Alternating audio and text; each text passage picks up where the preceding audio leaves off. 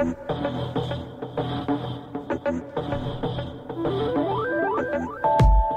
welcome to the Tony Scott Internet Show. How's it going, man? What's happening? What'd it be like? What's the dealio?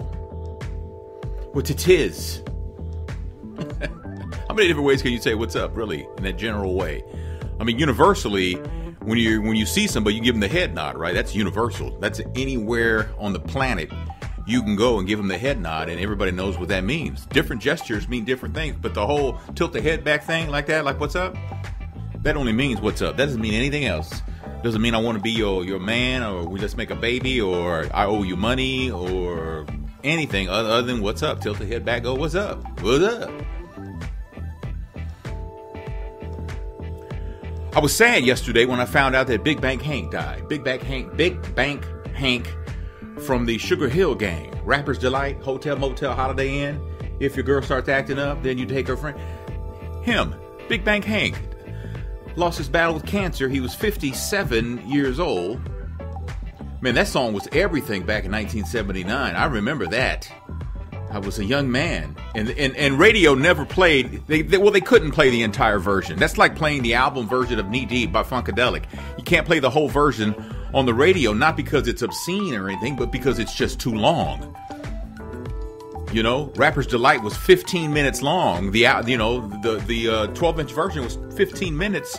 You know, Knee Deep, the long version, the album version is like 14 minutes. You can't play 15-minute songs on the radio. That's just not done.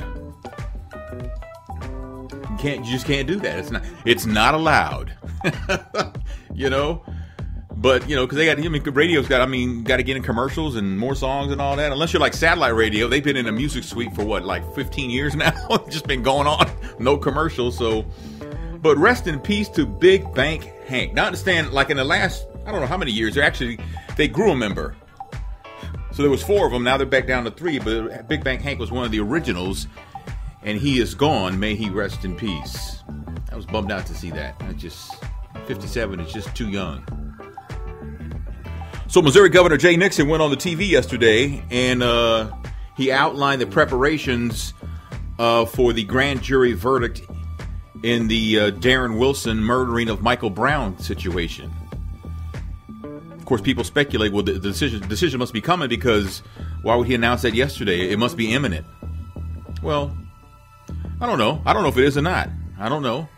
Are they showing their hand by telling us what it's going to be like?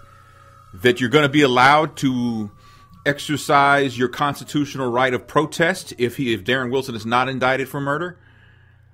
Or you know, why would you tell us that now? What's the deal on that? What's the story? Now, we all know that police who are going to be handling the situation, and I imagine it's somewhere between St. Louis County Police and the Missouri Highway Patrol. Ferguson Police does not have skin in this game anymore. You know, you didn't even see Thomas Jackson at the press conference yesterday, did you? He's a non-factor. You know, the whole Ferguson Police Department is a non-factor.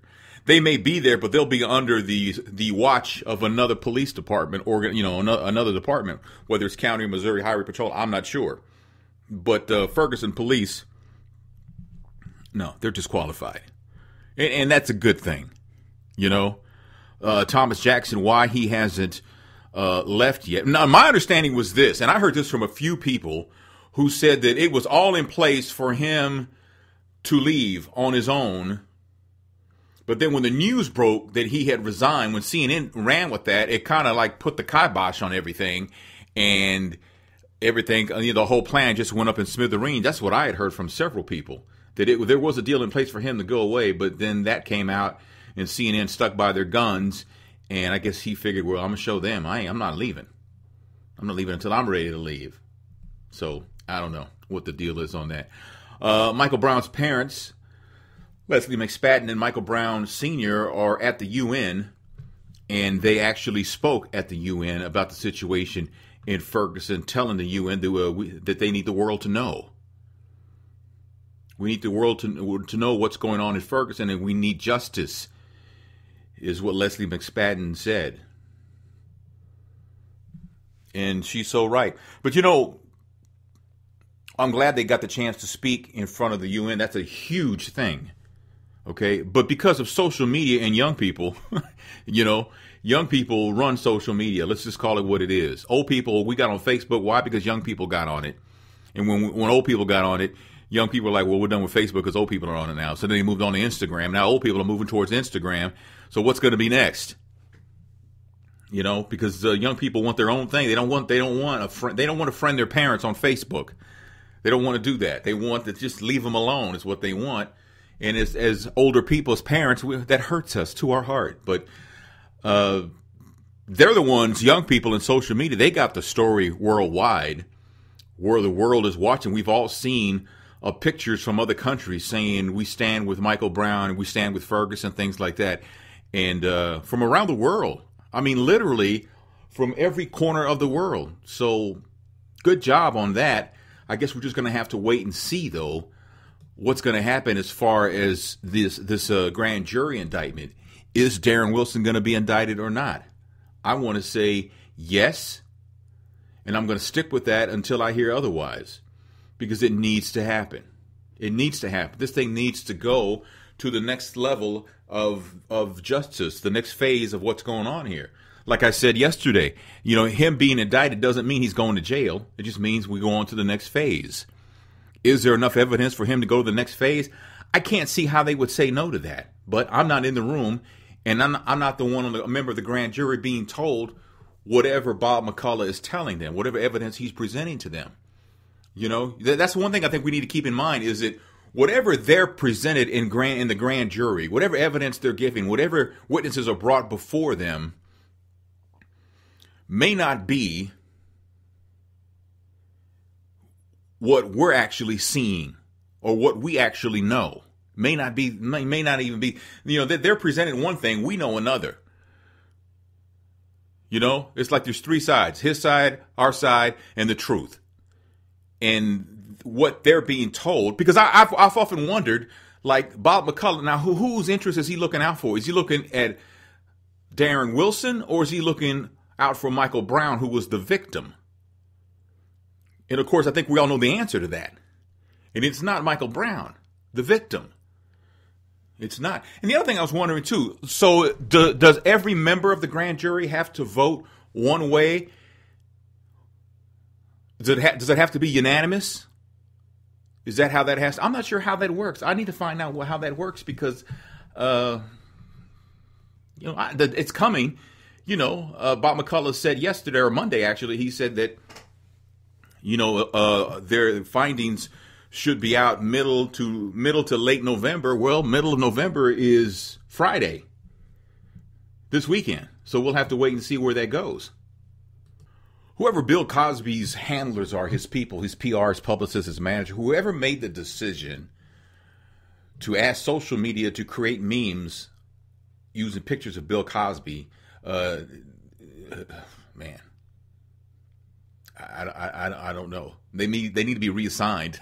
they need to have those duties of making that decision taken from them, because the social media world has gone in hard on Bill Cosby.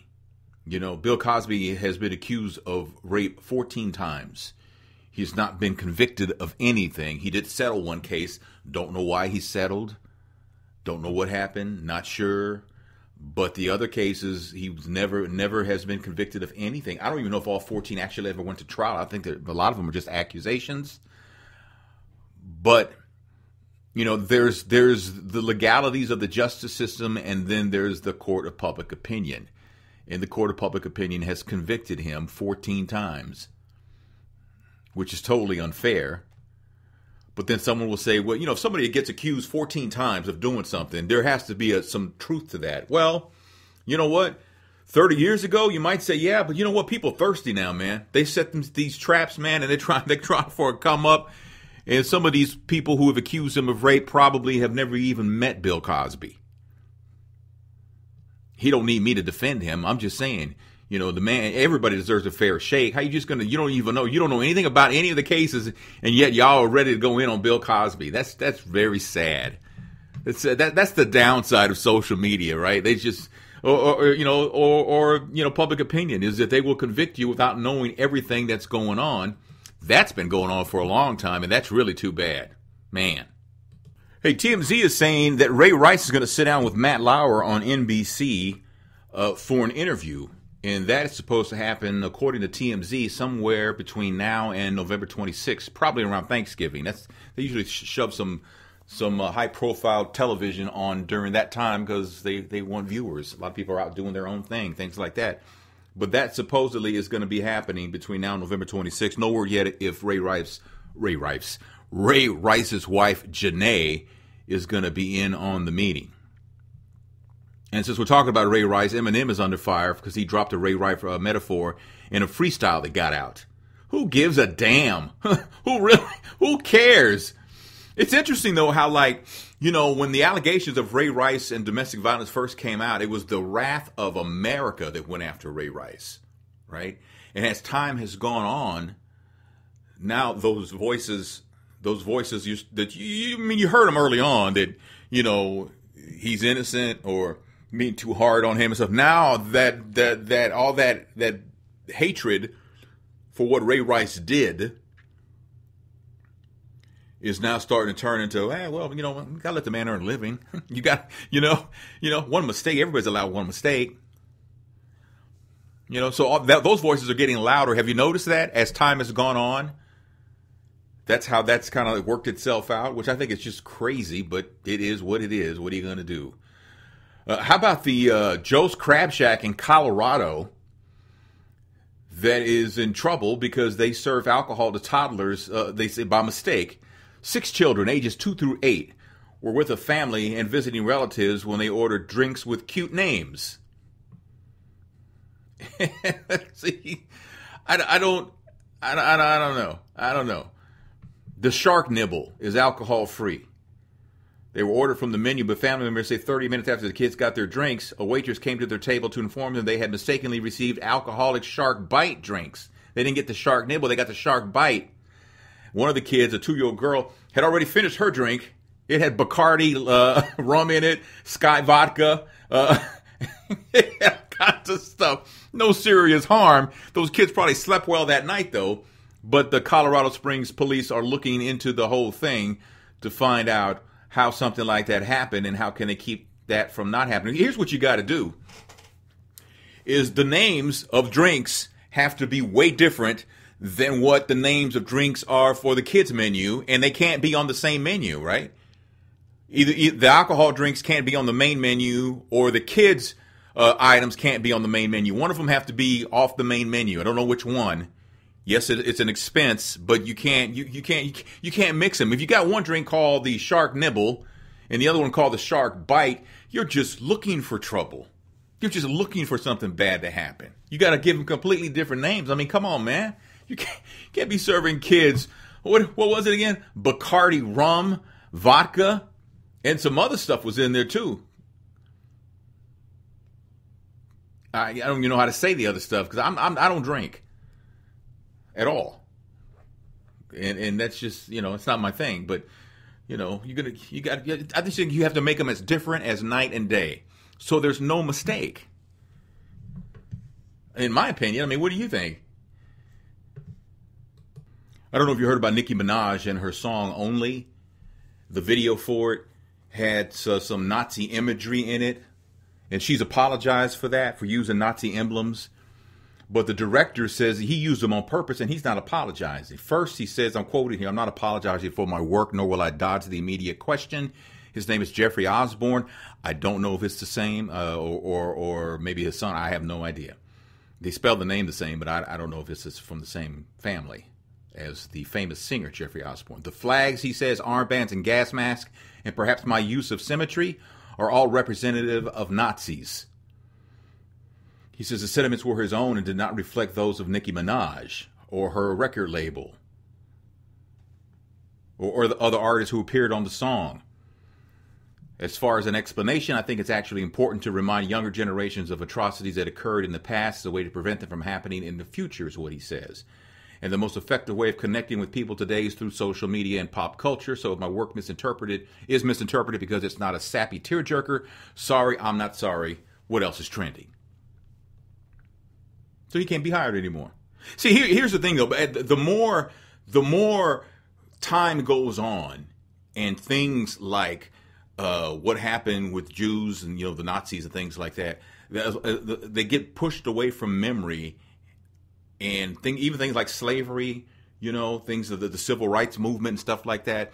The more time goes on, and the poor job that we do of teaching young people about history, not just black history, but history, then the less younger people will have any empathy at all for what happened in the past in our history that we pray and hope never happens again.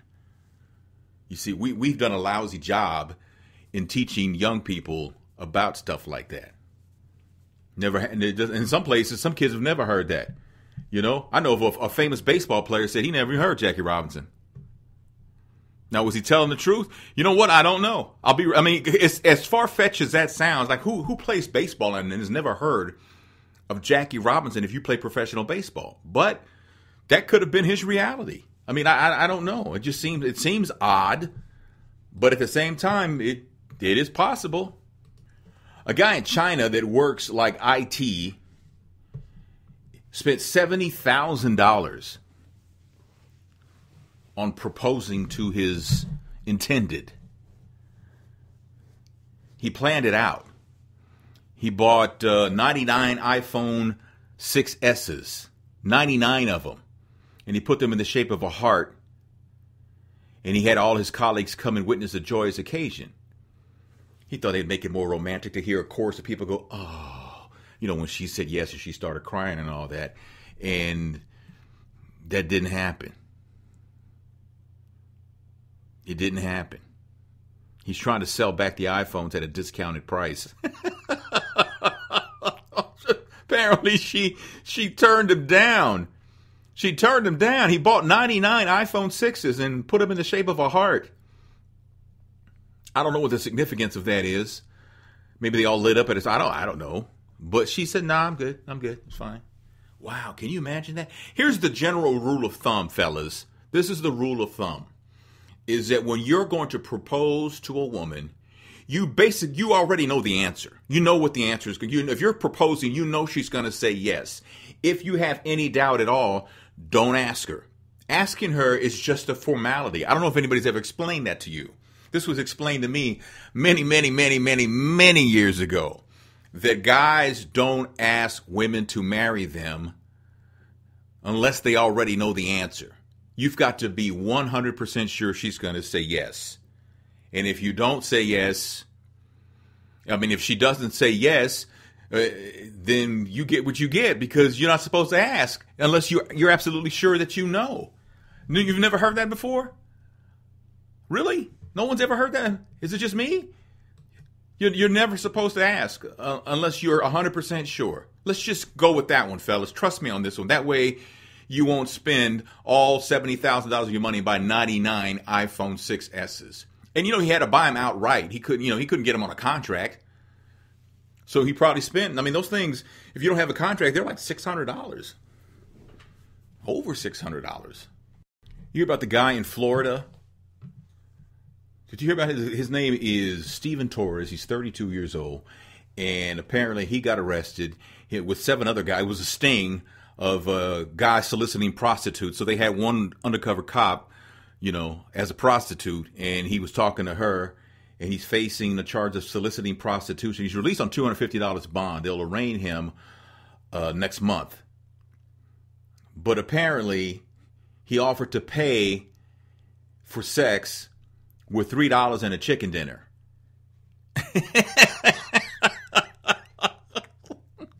Was it white meat or dark meat? Seriously, he offered $3 and a chicken dinner in exchange for sex.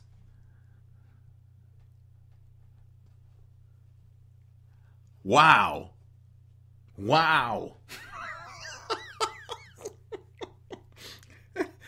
$3 and a chicken dinner. Any sides? Does a biscuit come with it?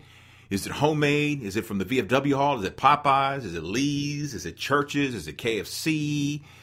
What is it? Whose chicken is it? Whose chicken? I mean, does that matter? I mean, seriously? $3. $3 and a chicken. Is it a 2-piece or a 3-piece? I mean, dude, you're doing it wrong. I've never understood why guys, especially now in 2014, I haven't been on the dating scene in I don't know how long, but I've heard many stories, and I know lots of people. And it would seem like in 2014, there's hardly any business for a prostitute because it ain't that hard to get sex. And I'm looking at the dude's mugshot. He ain't a bad looking guy. So is his game whack? I mean, if your game is whack, I guess then and you have to have sex. I guess prostitution is your only option. But it's not really that hard, I'm told, to land some sex. It's what I'm told all the time. They say there's people out there that are very lonely, and you don't have to spend your money. Your $3. You don't have to give up your chicken dinner, man. That's what I'm told. I'm just saying.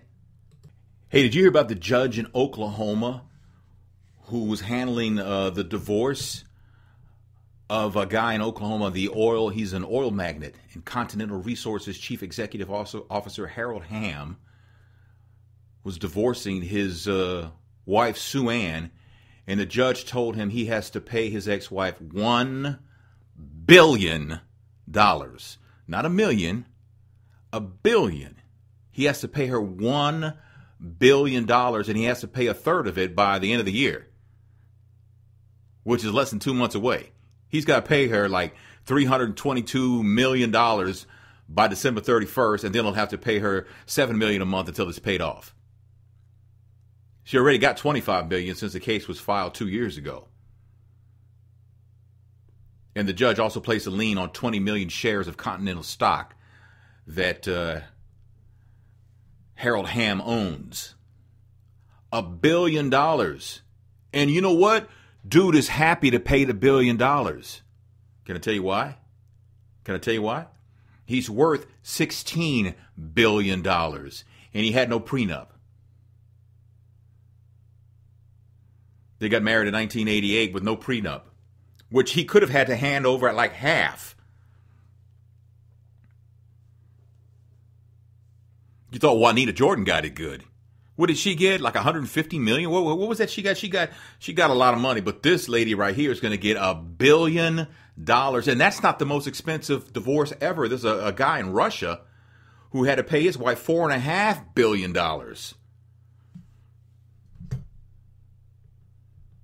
If you got $16 billion, are you willing to pay one of them $1 billion to divorce your wife because you want a divorce, right? Are you willing to pay that? I just saw a picture of the guy with the iPhones, the 99 iPhones shaped in a heart. I just saw that. That's so bad. That's just too bad. That's a tough one. That's a tough one. How jealous is your mate? I am proud to say that my wife, we've been together for a very, very, very long time. Like about 30 years. We've been married 20 years. And there's no trust issue there. I mean, it's not, it ain't, I mean, where am I going? Who wants me? You know what I'm saying? I've always said, my cell phone, I leave it all over the house. If it rings, answer it. I'm like, I got nothing to hide. Everybody in the family knows my password to my phone and my iPad. They all know the password. I mean, my life's an open book. I'm not interested in that, right? I'm interested in working, in providing. I'm not interested. I can't afford. Man, I got a daughter in college, and no. And I say all that to say this. There's a woman who's banned her husband from watching women on TV. He can't look at him in magazines. She goes through his emails. She checks his phone several times a day, his bank statements. She has what's called Othello syndrome. It's a mental disorder which causes her to believe that her husband has been unfaithful. If he goes to the store to buy some milk, he's got to take a lie detector test as soon as he gets home. She says, I get so worried he's been eyeing up the shop assistant. I just have to know the truth. It says all this is from an emotional trauma from a previous long-term relationship. I don't think I could be with somebody. I know I couldn't be with somebody like that. I couldn't be with someone who questions my every move. I can't even look at a magazine. I can't watch women on television. That's way over the line. That's this man must be losing his sanity. I mean, when's enough going to be enough? I mean, when is it? I mean, really, there's jealousy. And I said that when I used to do the radio show, I used to say this all the time. You know, we used to get these letters, these therapy letters. People wanted advice and stuff like that from me and Tammy. And I was like, if you go through your mate's phone, your relationship is essentially over. Because there's no trust. There's no trust at all. You have to go through their phone. And you may even be right. Maybe they are cheating on you. But the fact that you've gone through their phone, that just shows you that there's never going to be trust there. It's over. It's over. And if you have to go through somebody's phone because you don't trust them, then you're wasting your time. Those precious years you're not going to get back. It's time to move on. I'd rather be with somebody who could give 3 damns about my going through my phone. You know what I'm saying? I just no. That's just a horrible way on both ends. I wouldn't want to be the person whose phone is constantly being gone through by my significant other, and I wouldn't want to be the person who's going through someone's phone and backtracking everything and watching their every move. I don't want to live like that. Who wants to live like? But I love him. No, you don't. No, you don't. You can't love somebody that you don't trust to the level where you'll have a relationship that lasts, that endures, that's fulfilling, and everything that we want love to be. You can't have that if you're going through someone's phone. Advice from your Uncle Tony today, right? I'll leave it right there, man. We're coming up on 30 minutes already. I appreciate you. You know I do. I do this podcast weekdays and ask you to share it, download it, tell people that I do it. I really appreciate that. All right. Also, we do Men on Scandal. That we do a weekly recap of Scandal. So if you haven't watched it yet, when the new episode's coming up tomorrow, so you can watch the recap. Baby Makes a Mess was the latest episode. A lot of people say it was our best one so far, so go and check it out. It's only 30 minutes long, and we have a ball, myself, Mark Clark, and Troy Johnson. Oh, by the way, there are coffee mugs. There are Tony Scott Media Talking 360 coffee mugs that you can get at unheardmedia.biz. They're only $9.99. I am trying anything I can to generate some revenue because I got to take care of my family. So if you need a coffee mug and you can spare $9.99 for a coffee mug, unheardmedia.biz. And I got to tell you about this. Tony Scott Live is coming to you. Or actually, I want you to come to it. I'm going to do a show that we're going to record it. We're going to stream it. And I believe it's going to be on television. But it's going to be at Kathy's Kitchen in Ferguson on December 5th from 6 to 8 p.m. You know, if you've missed me like I've missed you, let's reconnect at Kathy's Kitchen. It's free to get in. If you want to buy wings or whatever like that, so you got great wings. Those Oriental wings. Oh, man. Anyway, you can come by, have a little dinner, and watch me do the show. I'd love to do that. I'll take pictures. I'll do anything you want. Just come on by and hang out. I haven't seen you in so long, man. I want to see you December 5th, Kathy's Kitchen, Tony Scott Live. I'll get more details to you, but it's coming December 5th. It's a Friday night, so make your plans. You can bring the kids if you want to. You can bring the kids if you want to. But it's going to be off the hook. I look forward to seeing you there, all right? Thank you so much for your support, man. I love each and every one of you. You guys mean the world to me, all right? Appreciate you listening, sharing, and downloading. I will talk to you tomorrow.